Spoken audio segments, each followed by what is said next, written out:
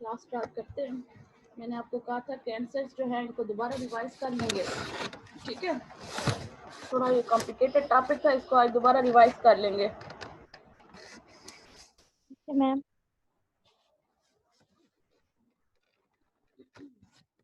यहाँ पे जो एंसेट्स थे, non steroidal anti inflammatory drug, उनकी जनरल कंसिडरेशन में मैंने आपको क्या बताया था कि जो इन्फ्लेमेशन होती है, इन्फ्लेमेशन जो है नॉर्मल है, ठीक है, नेचुरल फिनोमिना है, प्रोटेक्टिव रिस्पांस होते हैं किसी भी इंजरी को।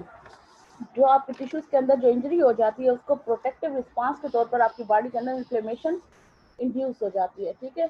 चाहे वो फिजिकल ट्रॉमा की वजह से हो या किसी केमिकल की वजह से हो या माइक्रो ऑर्गेनिज्म या कोई भी पैथोजेनिक माइक्रो ऑर्गेनिज्म उसकी वजह से हो, तो इन्फ्लेमेशन जो है आपकी बॉडी के अंदर एज अ प्रोटेक्टिव रिस्पांस के थ्रू टिश्यू इंजरी के लिए जो है वो क्या हो जाती है, स्टिमुलेट हो जाती है। इन्फ्लेमेशन जो है is the body effort to inactivate और डिस्ट्रॉय इन्वेडिंग एजेंट्स, ठीक है।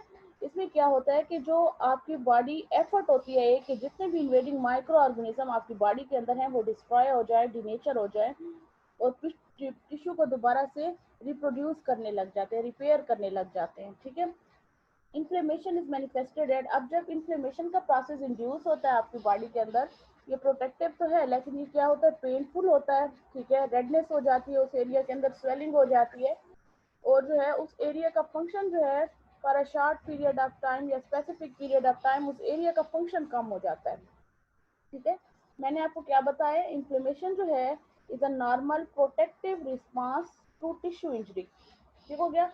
ये किसी भी टिश्यू इंजरी के लिए एक प्रोटेक्टिव रिस्पांस होता है इन्फ्लेमेशन के, कोई भी माइक्रो ऑर्गेनिज्म या फॉर एग्जांपल किसी केमिकल एजेंट की वजह से या किसी फिजिकल ट्रॉमा की वजह से आपकी बॉडी के अंदर इन्फ्लेमेशन हो गई है, तो वो आपकी बॉडी को प्रोटेक्ट करती है, आपके टिश्यूज को दोबारा रिपेयर करने में हेल्प करती है। लेकिन इन्फ्लेमेशन इटसेल्फ पेनफुल होता है, रेडनेस हो जाती है उस एरिया के अंदर, स्टिफनेस हो जाती है और उसके अलावा जो है उस एरिया का फंक्शन जो है कुछ टाइम के लिए जो है वो कम हो जाता है, रिड्यूस हो जाता है, ठीक है। अब व्हेन हीलिंग इज कंप्लीट, जब वो एरिया आपका भरना स्टार्ट हो जाता है, आपका टिश्यू दोबारा से रिपेयर होना स्टार्ट हो जाता है, इन्फ्लेमेटरी प्रोसेस यूजुअली सबसाइड, ठीक है।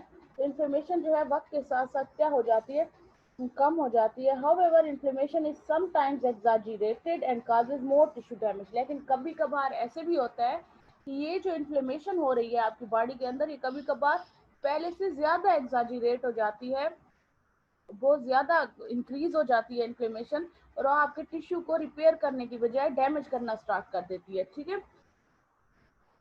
और causes more tissue damage or it is inappropriate triggered by the allergic reaction or an autoimmune response, या तो आपकी बॉडी की जो इम्यूनिटी इटसेल्फ आपकी के खिलाफ एक्टिव हो जाती है, उसकी वजह से इन्फ्लेमेशन जो है प्रोग्रेस कर जाती है, ठीक है। या क्या होता है कि रिस्पांस प्रोड्यूस होने लग जाते हैं, मास सेल से जो है हिस्टामिन रिलीज होने लग गया, वो वेसल्स डायलेशन करने लग जाता है और आपके क्या करता है, एलर्जिक रिस्पांस प्रोड्यूस करता है। इन दिस सिचुएशन हमें क्या करना पड़ता है, हमें इन्फ्लेमेटरी प्रोसेस को कम करना पड़ता है, ठीक है, क्योंकि वो आपके टिश्यूज को मजीद डैमेज करने लग जाती है इन्फ्लेमेशन। तो इसको रिड्यूस करने के लिए हम कुछ एंटी इन्फ्लेमेटरी एजेंट यूज करते हैं, ठीक है। एंटी इन्फ्लेमेटरी एजेंट यूज करते हैं या इम्यूनोसुप्रेसिव ड्रग्स देते हैं, ऐसे ड्रग्स जो आपकी बॉडी की इम्यूनिटी को रिड्यूस करें ताकि आपकी बॉडी जो है उसमें जो है एंटी इन्फ्लेमेटरी रिस्पॉन्सेस प्रोड्यूस हो, आपकी बॉडी में जो है टिश्यूज दोबारा से हील होना स्टार्ट हो जाए। अब इन्फ्लेमेशन जो है किस वजह से होती है, ये कुछ आपकी बॉडी के अंदर केमिकल मीडिएटर जो रिलीज होते हैं उनकी वजह से होता है, ठीक है। It is trigger by the release of chemical agents या chemical mediator from the injured tissues. अब इंजर्ड टिश्यूज से कौन कौन से केमिकल मीडिएटर रिलीज होते हैं, वो होंगे हिस्टामीन होगा, ब्रेडिकाइनिन होगा, प्रोस्टाग्लैंडिन होगा, ठीक है। ये सारे जो है आपकी बॉडी के अंदर फिर केमिकल रिस्पॉन्सेस को और ज्यादा इन्फ्लेमेशन को और ज्यादा एग्जैजरेट कर देते हैं, इन्हांस कर देते हैं और आपके टिश्यू जो है मजीद डैमेज होना स्टार्ट हो जाते हैं। अब मेन एम क्या होता है इस ड्रग का, एनसेट्स का, कि ये उन केमिकल मीडिएटर्स को जो आपके टिश्यू से, इंजर्ड टिश्यू से रिलीज हो रहे हैं, ठीक है, वहां से रिलीज हो रहे हैं, उन केमिकल मीडिएटर्स के पाथवे को इनहिबिट करती है ये ड्रग, ताकि ओवरऑल इन्फ्लेमेटरी रिस्पॉन्सेज आपकी बॉडी के अंदर कम हो जाए। इसलिए इसको कहा जाता है non steroidal anti inflammatory drug. ये स्टेरॉयडल नेचर में नहीं होते और इनका काम क्या होता है कि इन्फ्लेमेशन को रिड्यूस करते हैं, ठीक है। ये हो गई, यहाँ तक समझ आ गई? जी मैम। यस। पहले से कुछ क्लियर हो गया है? अच्छा जी मैम। अब जो है क्लासिफिकेशन पे आते हैं, तो अकॉर्डिंग टू केमिकल नेचर जो है हमने इसको डिफरेंट जो है क्लासेस के अंदर, सब क्लासेस के अंदर डिवाइड कर दिया। Salicylate, paramino derivative, anthranilic acid, aryl propionic acid, heteroaryl acetic acid, indole acetic acid, enolic acid. अब सैलिसिलेट में एस्प्रीन आ जाता है, सोडियम सैलिसिलेट है, सल्फरसलाजीन है। पैरामाइनोफिनोल डेरिवेटिव्स के अंदर पैरासीटामोल आ जाता है। एंथ्रानिलिक एसिड के अंदर मेफिनेमिक एसिड और फ्लूफिनेमिक एसिड आ जाता है। और एराइल प्रोपियोनिक एसिड में आइब्रोफेन है, कीटोप्रोफेन है और नेप्रोक्सिन है, ठीक है। अब हेट्रोअराइल एसिटिक एसिड में हमने क्या है, डिक्लोफेनिक है, कीटोलॉक है, इंडोल में इंडोमिथासिन और सिलिंडिक है, और इनोलिक एसिड में पिरोक्सिकैम और फिनाइल ब्यूटाजोन है। अब हमने जो है सैलिसिलेट में जो है इस क्लास में एक ड्रग हमने जो है वो पढ़ ली है, एस्प्रीन, ठीक है। इसको आज दोबारा रिवाइज करते हैं। ये क्लासिफिकेशन आपने पेपर पॉइंट ऑफ व्यू के लिए याद करनी है और इजी भी है, ठीक है। अब सैलिसिलेट्स क्या होते हैं, ठीक है। क्लास हमने कौन सी स्टार्ट की है, सैलिसिलेट स्टार्ट की है, और उसके अंदर हम एस्प्रीन पढ़ेंगे। तो पहले हम थोड़ा सा इंट्रो ले लेते हैं कि सैलिसिलेट्स क्या होते हैं। अब salicylic acid itself very is very irritant and therefore only used locally, ठीक है। अब क्या होते हैं कि जितने भी सैलिसिलिक या सैलिसिलेट्स है ये इरिटेंट है, इरिटेशन प्रोड्यूस करते हैं, तो इनको जो है लोकली यूज किया जाता है, ठीक है। कुछ डेरिवेटिव हैं जैसे कि एसिटाइल सैलिसिलिक एसिड, चूंकि ये लेस इरिटेंट है तो हम इसको सिस्टेमिकली भी देते हैं, ओरल फार्मूलेशन भी हमने इसकी बनाई हुई है। जबकि दूसरे जितने भी हैं वो इरिटेंट इन नेचर है तो हम लोकली उनको प्रिस्क्राइब करते हैं, ठीक है। तो ये आपके पास ये चीज़ पॉइंट आपने याद रखना है कि हमारे पास सिर्फ जो है एसिटाइल सैलिसिलिक एसिड है जो कि एस्प्रीन का है, फार्मूला है, वो हाँ लेस इरिटेट इन नेचर है तो सिस्टेमिकली भी वो ड्रग प्रिस्क्राइब की जाती है। अब जब हम पढ़ेंगे एस्प्रीन के बारे में तो हम उसकी कुछ पॉइंट जो है वो स्टडी करेंगे, जिसमें फार्माकोलॉजिकल एक्शन है, ड्रग का एनाल्जेसिक इफेक्ट है, एंटीपायरेटिक इफेक्ट है, एंटी इन्फ्लेमेटरी और एंटी थ्रोम्बोटिक इफेक्ट। ये सारे के सारे एक्शन हमने ड्रग के जो है वो क्या करने हैं, स्टडी करने हैं, ठीक है।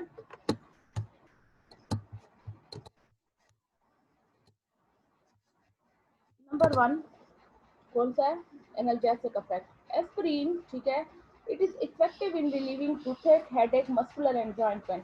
एनाल्जेसिक इफेक्ट की बात करें तो एनाल्जेसिक इफेक्ट कहते हैं पेन किलर को, कहते हैं ड्रग को, पेन रिलीव करने वाली ड्रग को कहते हैं कि जो उसका इफेक्ट होता है वो एनाल्जेसिक इफेक्ट होता है, कि ये आपके टूथेक में आप दे सकते हो, हेडेक में दे सकते हो, मस्कुलर और जॉइंट पेन में भी ये ड्रग यूज की जाती है। अब एनाल्जेसिक इफेक्ट किस तरह ड्रग प्रोड्यूस करती है, उसका मैकेनिज्म क्या होगा कि पेरिफेरी जो आपके प्रोस्टाग्लैंडिन पड़े हुए हैं, peripherally it inhibit the synthesis of prostaglandin E2 that is responsible for the sensitization of nerve ending to the action of bradykinin and histamine and other chemical mediator released locally by inflammatory process, ठीक है। अब जब एक area के अंदर inflammation हो जाती है, मैंने आपको जनरल कॉन्सेंट्रेशन के अंदर बताया है तो इन्फ्लेमेशन की वजह से क्या होता है कि आपके उस जो रीजन है, इंजर्ड टिश्यूज हैं, वहाँ से केमिकल मीडिएटर रिलीज होते हैं जिनको हम कहते हैं ब्रेडिकाइनिन, हिस्टामिन, प्रोस्टाग्लैंडिन। अब ये क्या करते हैं, जैसे रिलीज होते हैं आपके जो पेरिफेरी के अंदर जो नर्व एंडिंग्स पड़ी हुई हैं उनको सेंसिटाइज करते हैं, ठीक है। उनको जो है सेंसिटाइज जिस तरह करते हैं तो उससे क्या होता है कि आपकी बॉडी के अंदर बहुत ज़्यादा पेन प्रोड्यूस होता है, ठीक है, पेन काज करते हैं। अब पेरिफेरली हम क्या करते हैं कि प्रोस्टाग्लैंडिन E2 जो कि रिस्पॉन्सिबल है स्पेसिफिकली इनके अंदर, इन केमिकल मीडिएटर के अंदर जो E2 है प्रोस्टाग्लैंडिन, वो ही आपकी नर्व एंडिंग को सेंसिटाइज कर रहा होता है, ठीक है। तो उसको हम क्या करते हैं, प्रोस्टाग्लैंडिन की सिंथेसिस को जो है वो इनहिबिट कर दिया जाता है पेरिफेरी के अंदर, ताकि जो है पेन जो है वो रिड्यूस हो जाए, ठीक है। इसकी समझ आ गई है? जी समझ मैम। आ गई है या सो गए? Yes ma'am. आ गई है ना, ठीक। आ गई। दूसरा एक्शन क्या है, एनाल्जेसिक। यस ये तो हमने पढ़ लिया पेरिफेरी के अंदर जो एनाल्जेसिक इफेक्ट ड्रग ने प्रोड्यूस किया। उसके अलावा जो है हमने ड्रग का देखा सेंट्रली ड्रग किस तरह एक्ट करेगी, कि सेंट्रली ड्रग जो है अच्छा, सेंट्रली ड्रग जो है थैलेमस और कॉर्टेक्स में से जो है इम्पल्सेस प्रोड्यूस जो हो रही हैं, इसकी इम्पल्सेस जो प्रोड्यूस हो रही हैं, ठीक है, या आप कह सकते हो कि प्रोस्टाग्लैंडिन की जो सिंथेसिस हो रही है वहाँ से सेंट्रली ड्रग क्या कर देती है, इनहिबिट कर देती है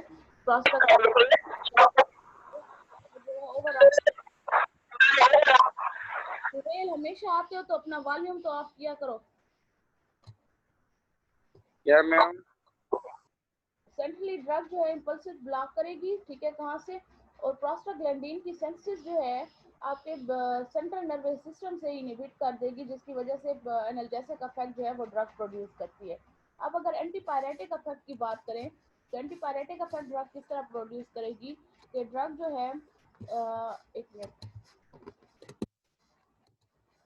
ठीक है, एंटीपायरेटिक इफेक्ट किस तरह के, it lower the elevated temperature back to the normal, ठीक है। आपका जो अगर सेट पॉइंट से टेम्परेचर एलिवेट हो जाता है तो इसका एंटीपायरेटिक इफेक्ट क्या है कि ये फीवर को नॉर्मल की तरफ लेके आती है, but it has no effect to the normal body temperature. ये बात फिर आपने याद रखनी है कि आपके नॉर्मल बॉडी टेम्परेचर पे कोई इफेक्ट नहीं होगा, कि वो अगर नॉर्मल है और आपने ले ली तो आपका वो भी सेट पॉइंट से कम हो जाएगा, ऐसा नहीं होगा। सिर्फ जो एलिवेटेड टेम्परेचर है उसको नॉर्मल की तरफ लेके आती है।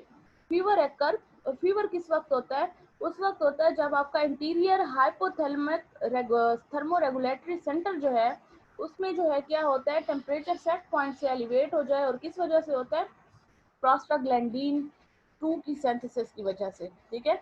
जब भी बॉडी के अंदर इन्फेक्शन होता है, प्रोस्टाग्लैंडिन जो है आपके थैलेमस और कॉर्टेक्स से जब रिलीज होता है तो ये क्या करता है, ये आपके सेट पॉइंट से जो है थर्मोरेगुलेरिटी सेंटर से जो है टेम्परेचर को एलिवेट कर देता है। सेल्फ फीवर जो है एक नेचुरल मैकेनिज्म होता है आपकी बॉडी का, डिफेंसिव मैकेनिज्म, कि आपकी बॉडी का टेम्परेचर बढ़ जाता है क्योंकि बैक्टीरिया जो है वो हाई टेम्परेचर के अंदर सर्वाइव नहीं कर सकते, ठीक है। तो आपकी बॉडी जो है एक नेचुरल मैकेनिज्म के तौर पर, डिफेंसिव मैकेनिज्म के तौर पर थर्मोरेगुलेरिटी सेंटर से टेम्परेचर को जो है वो सेट पॉइंट से एलिवेट कर देती है ताकि बैक्टीरिया की जो है वो डेथ हो जाए। लेकिन फीवर फिर इट सेल्फ पेनफुल है, आपको बॉडी एक्स होते हैं, आप रेस्टलेस होते हो, इसलिए फीवर को हमें नॉर्मल की तरफ दोबारा लाना पड़ता है। तो it lower antipyretic effect drug का क्या है कि ये जो है क्या करती है, आपका जो बॉडी टेम्परेचर है उसको दोबारा बैक टू नॉर्मल की तरफ लेके आती है। किस तरह कि हाइपोथैलेमस के अंदर जो थर्मोरेगुलेरिटी सेंटर पड़े हुए हैं उसमें जो आपका टेम्परेचर ड्यू टू प्रोस्टाग्लैंडिन की सिंथेसिस की वजह से एलिवेट हो गया as a result of infection, ठीक है, तो वो वहाँ पर प्रोस्टाग्लैंडिन की सिंथेसिस को ड्रग ब्लॉक कर देती है ताकि आपका टेम्परेचर दोबारा नॉर्मल की तरफ आ जाए, ठीक है।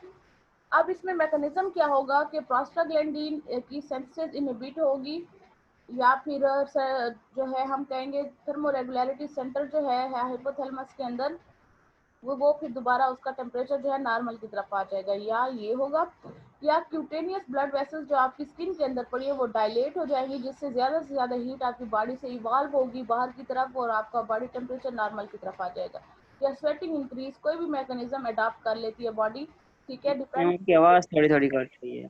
ड्रग के मैकेनिज्म के ऊपर। मैम आवाज कट रही है। वो कट रही है, अब आ रही है? चली गई है मैम, चली गई है।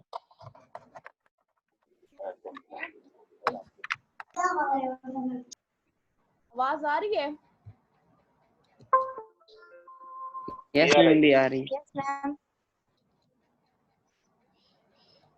अच्छा, ये पता नहीं खुद से ऑफ हो गया है। कोई स्लाइड शेयर हो रही है? नो मैम, अब हो रही है? अभी हो गई।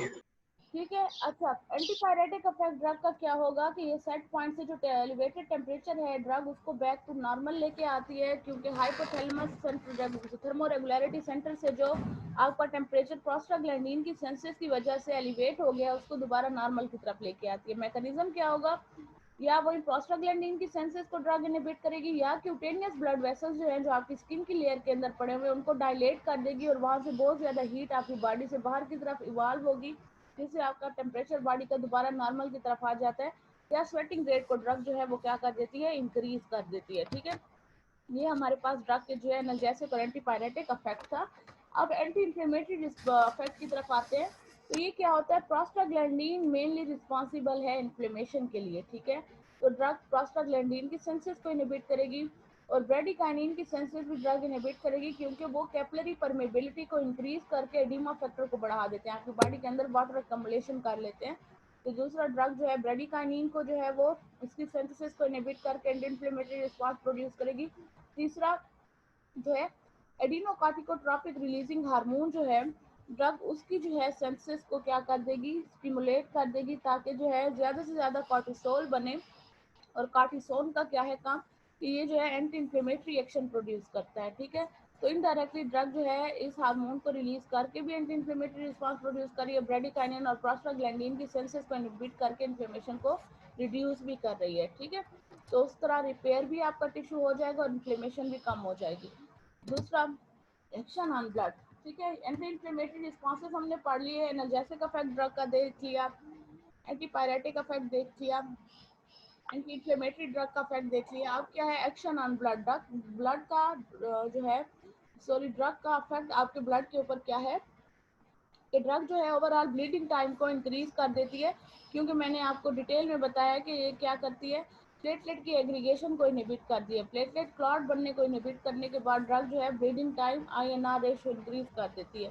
Prothrombin time is increase due to inhibition of its senses, prothrombin. ठीक है, वहीं जो है क्लॉट बनने का टाइम जो है, क्लॉट जिस तरह पहले अपने टाइम पे बन रहा था उससे उसका टाइम जो है बढ़ जाएगा, कि जितने टाइम में पहले बन रहा था उससे जो है डिले टाइम में जाके उसका जो है बनना स्टार्ट होगा।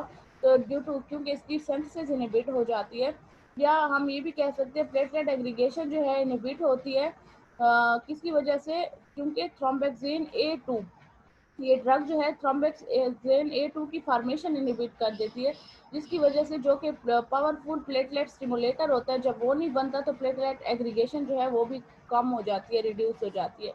फिर मैंने आपको बताया था एस्प्रीन जो लोप्रीन और एस्कार्ट के नाम से आती है, 75 मिलीग्राम ये एंटी कागुलेंट के तौर पे एक्ट करती है। ठीक है, फिर हमने उसके बाद एक्शन ऑफ ड्रग के बाद हमने पढ़ा ड्रग का एक्शन ऑन CVS। तो इसमें मैंने आपको कहा था इसका कोई थेरेप्यूटिक जो है सिग्निफिकेंस नहीं है, लेकिन ये ड्रग जो है CVS के ऊपर कोई सिग्निफिकेंट इफेक्ट नहीं है, लेकिन ड्रग जो है पेरिफेरली वैसोडाइलेशन कर देती है, जिसकी वजह से आपका जो है ब्लड प्रेशर जो है वो नॉर्मल की तरफ आ जाता है। ओवरऑल इसका कोई सीरियस सिग्निफिकेंट इफेक्ट नहीं है, सिर्फ वेजल डायलेशन करती है पेरिफेरी के अंदर।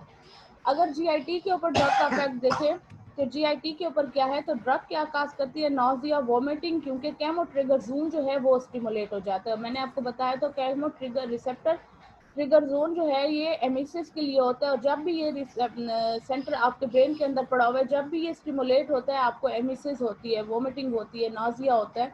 तो ये ड्रग जो है आपके इस Cremo receptor trigger zone area को जाके स्टिमुलेट कर देती है। ठीक है, उसके अलावा partly due to the local irritation of mucosa, आपकी जो है म्यूकोजा की लाइनिंग को इरिटेट करती है, उसकी वजह से भी आपको वोमिटिंग भी होती है। ठीक है, तो एक तो ये इफेक्ट था इसका GIT का। नॉर्मली जो है फिर मैंने आपको ये बड़ा डिटेल में बताया था कि प्रोस्टासाइक्लिन जो है वो गैस्ट्रिक सिक्रीशन को तो इनहिबिट करती है। ठीक है, दूसरा आपके पास क्या है? प्रोस्टाग्लैंडिन E2 और F2, ये क्या है? ये प्रोटेक्टिव रोल प्ले करते हैं आपकी जो है म्यूकस जो है स्टमक के अंदर उसको बनाने में अहम रोल प्ले करते हैं, चाहे स्टमक में है, स्मॉल इंटेस्टाइन के अंदर, पूरी जीआईटी के अंदर जो म्यूकस लाइन है उसको प्रोटेक्ट करते हैं और उसकी फॉर्मेशन में अहम रोल प्ले करते हैं। अब जबकि हमारी ड्रग पूरी प्रोस्टाग्लैंडिन की सेंसेस को इनहिबिट कर देते हैं, तो इसका एक बहुत बड़ा ड्रॉबैक है कि ये क्या करती है, इन रिजल्ट गैस्ट्रिक सिक्रीशन जो है वो बढ़ जाती है, जिसकी वजह से आपकी म्यूकस की प्रोडक्शन ख़त्म हो जाती है या कम हो जाती है बिल्कुल, और आपको फिर स्टमक अल्सर हो जाता है। ठीक है, मैदे में जलन महसूस होती है जब आप ये दवाई लेते हो, क्योंकि वो फैक्टर जो इसकी प्रोटेक्टिव म्यूकस की लाइनिंग बना रहे थे वो भी जो है साथ में इनहिबिट हो जाते हैं। ठीक है, उसके बाद हमने पढ़ा था एक्शन ऑन एंडोक्राइन ग्लैंड के हाई डोज जो है, हाई डोज जब आप ड्रग की देते हो तो वह एड्रेनलिन को रिलीज करती है, एड्रिनल मेडुला से। ठीक है, और हाई डोजेज जो है एडिनोकार्टिकोट्रोपिक रिलीजिंग हार्मोन की सिक्रीशन को भी इनहांस करते हैं। तो वेरी लार्ज डोज जो होगा क्या होगा, एड्रेनलिन जो है क्या काज करती है, फिर हाइपरग्लाइसीमिया। तो इन रिजल्ट हम ये जो है आपकी बॉडी के अंदर ग्लूकोज के लेवल को बहुत ज़्यादा ये ड्रग इंक्रीज कर देती है, क्योंकि इसका एंडोक्राइन ग्लैंड के ऊपर भी अफेक्ट है, जिसकी वजह से जो है हाई डोजेस के अंदर एड्रेनलिन की रिलीज ज़्यादा हो जाती है, जिसकी वजह से आपको हाइपरग्लाइसीमिया हो जाता है। ठीक है, तो डायबिटिक पेशेंट को आप ये ड्रग जो है प्रिस्क्राइब नहीं कर सकते, करोगे तो बहुत मॉनिटरिंग करनी पड़ती है, इसकी ग्लूकोज लेवल को चेक करना पड़ता है टाइम टू टाइम। ठीक है, एक्शन ऑन रिस्पायरेटरी सिस्टम के ऊपर ड्रग का इफेक्ट जो है वो किस तरह होगा कि ऑर्डिनरी डोज जो हम आम डोज लेते हैं इसका कोई इफेक्ट नहीं है आपके रिस्पायरेटरी सेंटर के ऊपर, लेकिन अगर आप डोज को इंक्रीज कर देते हो तो रिस्पायरेटरी सेंटर जो है हाइपर वेंटिलेशन की तरफ चला जाता है, और उसमें कार्बन डाइऑक्साइड जो है तो कॉन्सिक्वेंटली जो है उसका लॉस हो जाता है। ठीक है, आपकी बॉडी से जहाँ हाइपर वेंटिलेशन का मैकेनिज्म हमने बायोकेमिस्ट्री में डिटेल से पढ़ा था कि बहुत ज़्यादा कार्बन डाइऑक्साइड आपकी ब्रीथ आउट होती है, बाहर की तरफ जाती है।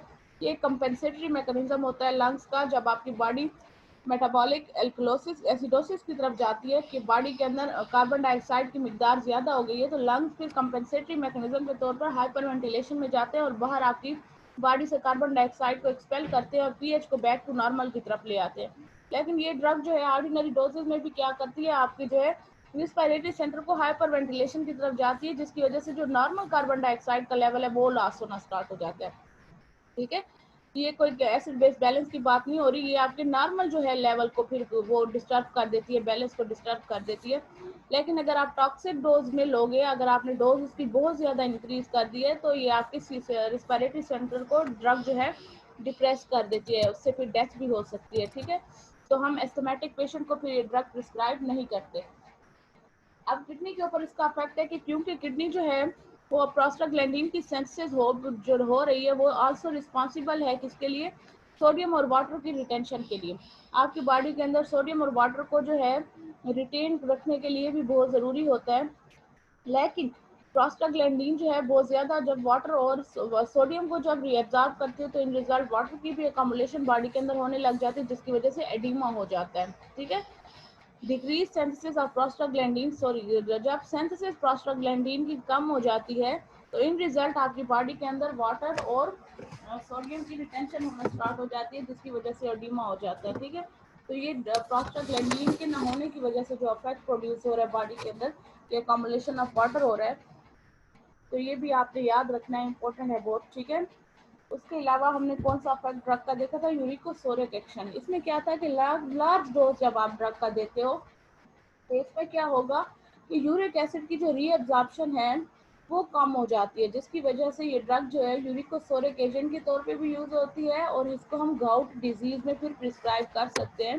ठीक है, जिसमें यूरिक एसिड जिन पेशेंट का ज़्यादा होता है, अगर उन पेशेंट में हम ये दवाई दें तो उससे भी हमें जो है बेनिफिशियल इफेक्ट प्रोड्यूस हो सकता है कि उनका यूरिक एसिड का लेवल बॉडी में कम होता है, क्योंकि ये इसकी रीअब्जॉर्प्शन को डिक्रीज करती है ये ड्रग। ठीक है, उसके बाद जो है हमने इसकी फार्माकोकाइनेटिक्स पढ़ी थी ड्रग की, कि ड्रग जो है ओरली एब्जॉर्ब होती है फ्रॉम स्टमक एंड इंटेस्टाइन, और ये सैलिसिलिक एसिड और एसिटिक एसिड के अंदर कन्वर्ट हो जाती है बाय डिफरेंट एंजाइम्स। स्पेसिफिकली कौन सा एंजाइम है, स्ट्रेस एंजाइम की वजह से टिश्यूज और ब्लड के अंदर जो है ये हाइड्रोलाइज हो जाती है एसिटिक एसिड और सैलिसिलिक एसिड के अंदर। अब जब सैलिसिलिक एसिड है ये लीवर के अंदर जो है कॉन्जुगेट बना लेता है, किसके साथ, वाटर के साथ मिलके हाइड्रोक्सिल ग्रुप वहाँ से इसके ऊपर अटैच हो जाएगा, ड्रग वाटर सॉल्युबल हो जाती है और रैपिडली आपकी बॉडी से एक्सक्रीट आउट हो जाती है। लो डोजेज में क्या है कि ड्रग जो है यूरिक एसिड की सिक्रीशन को डिक्रीज कर देती है, एक्सक्रीशन को, और अगर हम इसके अपोजिट देखें हाई डोजेज में जो है उसकी जो है क्या होगी, एक्सक्रीशन जो है वो ज़्यादा हो जाएगी। ठीक है, तो ये फार्माकोकाइनेटिक इफेक्ट था ड्रग का।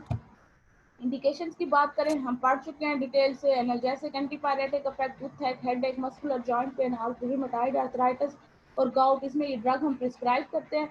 एक्सटर्नली एप्लीकेशन, टॉपिकली जो है कौन वार्ड्स को ये मैं बता चुकी हूँ क्या होते हैं, उनके ऊपर जो है ये ड्रग को लगाते हैं, उनको ट्रीट करने में भी हेल्प करती है, मसल्स के पेन, ठीक है, और जॉइंट्स के लिए जो है आपके पास ऑइंटमेंट की फॉर्म में आती है, आप उसके ऊपर जो है वो लगा सकते हो। उसके अलावा कार्डियोवास्कुलर एक्शन इसका क्या होगा कि ये प्लेटलेट काउंट को इनहिबिट करती है, तो लो डोजेज में प्रोफाइलेक्टिकली हम मायोकार्डियल इंफार्क्शन को ट्रीट करने के लिए, ठीक है, उसकी प्रोफाइलेक्टिकली इंसिडेंस के लिए जो है हम ये ड्रग जो है लो डोजेज में प्रिस्क्राइब करते हैं, तो उस पर्पज़ के लिए भी ये ड्रग जो है यूज़ होती है। उसके अलावा साइड इफेक्ट अगर ड्रग के देखें तो ड्रग कौन कौन से साइड इफेक्ट आपकी बॉडी के अंदर प्रोड्यूस कर रही है, तो उसमें जो है आपके पास आ जाता है।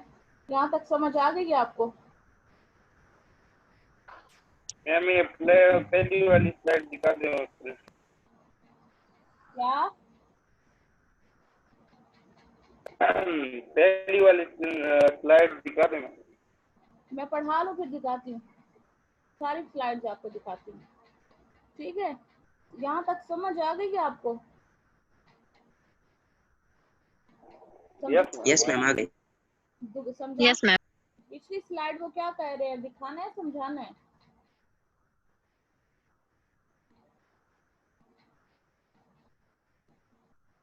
अच्छा, साइड इफेक्ट अगर हम ड्रग के देखें तो साइड इफेक्ट इसके क्या होंगे, इसमें क्या होता है कि एपिगैस्ट्रिक पेन होगा, नाजिया होगा, वोमिटिंग होगा, गैस्ट्रोइंटेस्टिनल ब्लीडिंग होने लग जाती है, इसलिए आपको ड्रग जो है आफ्टर मील लेनी चाहिए, खाना खाने के बाद, या PGE2 एनालॉग जो है वो यूज़ करना चाहिए गैस्ट्रिक जो है एसिड की सिक्रीशन को डिक्रीज करने के लिए या प्रोटेक्टिव लेयर को इन्हांस करने के लिए म्यूकस की।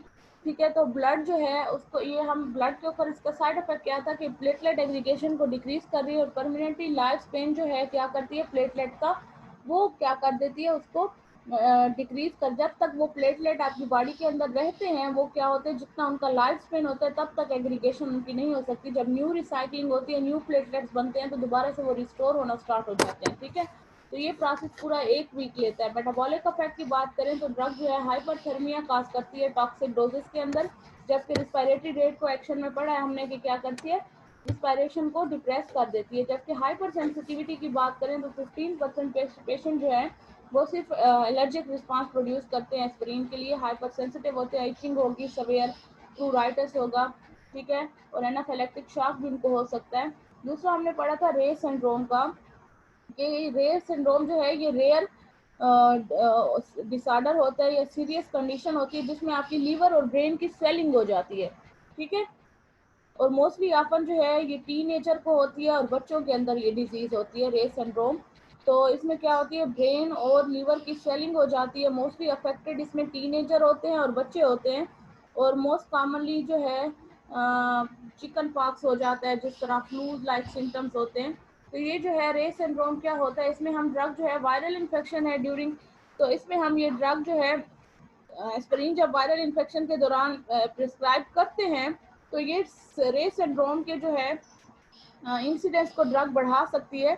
आपका पेशेंट एट रिस्क हो सकता है कि अगर आपने कोई वायरल इन्फेक्शन है पेशेंट को, उसके साथ आपने एस्पिरिन दे दी है तो उसको भी रे सिंड्रोम हो जाएगा, और मोस्टली ये जो है रे सिंड्रोम टीनेजर और बच्चों को होता है।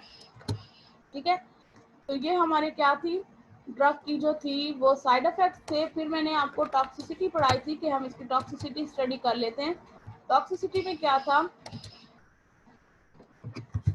कि ड्रग का डोज अगर ज़्यादा हो जाए तो क्या होगा, CNS हालुसिनेशन काज करती है, रेस्टलेसनेस काज करती है, नाजिया हो जाता है आपके पेशेंट को। ठीक है, नाजिया, वोमिटिंग, हेमरेज भी हो सकता है, हाइपरपैरेक्सिया, आपका टेम्परेचर जो है बहुत ज़्यादा भी एलिवेट हो सकता है, और कॉन्ट्राइंडिकेशंस क्या होंगी कि आपने ड्रग पेप्टिक अल्सर और एस्थमा के पेशेंट को नहीं देनी। ठीक है, ये हमारे पास ड्रग की टॉक्सिसिटी थी और कॉन्ट्रा इंडिकेशंस थे। ड्रग यहाँ पर आपकी हो गई खत्म। अब बताएं क्या पूछ रहे थे?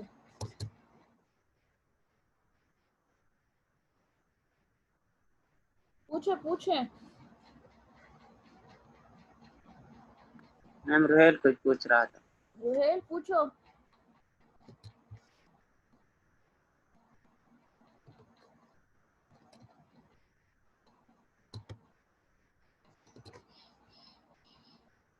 रुहेल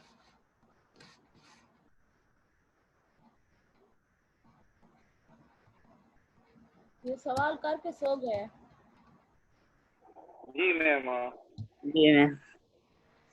क्या पूछ रहे थे आप? मैं कह रहा था वो पिछले स्लाइड में आके दिखा दे उसको शॉर्ट लेना। वो दोबारा समझा दूं या दिखानी है आपको? ये वाली स्लाइड? मैम समझ आई। हाँ ये वाली ना। समझ आई मैम। Yes ma'am. हाँ देखें, इसकी क्या बनानी है, पिक्चर बनानी थी? Yes ma'am. बाकी बना ली है? बस यस मैम। अच्छा यहाँ तक आपको ड्रग की समझ आ गई है सबको? किसी का कोई क्वेश्चन है तो पूछे।